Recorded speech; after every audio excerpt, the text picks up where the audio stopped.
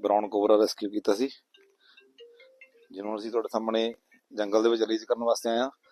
ਸੋ ਕਿਤੇ ਵੀ ਕੋਈ ਇਦਾਂ ਦੀ ਸਿਚੁਏਸ਼ਨ ਬਣਦੀ ਹੈ, ਸਾਡੇ ਨੰਬਰ ਤੇ ਕਾਲ ਕਰੋ। ਸਾਡਾ ਨੰਬਰ ਹੈਗਾ 98 151 16 964। ਤੇ ਜਦੋਂ ਵੀ ਜਾਨਵਰ ਰਿਲੀਜ਼ ਕਰਨਾ ਹੈ, ਦੇਖੋ ਇਦਾਂ ਦੀ ਕੋਈ ਜਗ੍ਹਾ ਲੱਭ ਕੇ, ਕਿਉਂਕਿ ਸਰਦੀ ਦਾ ਮੌਸਮ ਹੈ,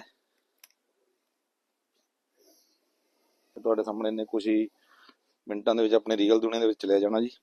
ਸਾਡਾ ਨੰਬਰ ਹੈਗਾ 98 151 16 964 ਤੇ ਕਾਲ ਕਰੋ। ਅਸੀਂ 24 ਘੰਟੇ, ਇਹ ਦੇਖੋ ਕਿੰਨੀ ਵਧੀਆ ਜਗ੍ਹਾ ਜੀ।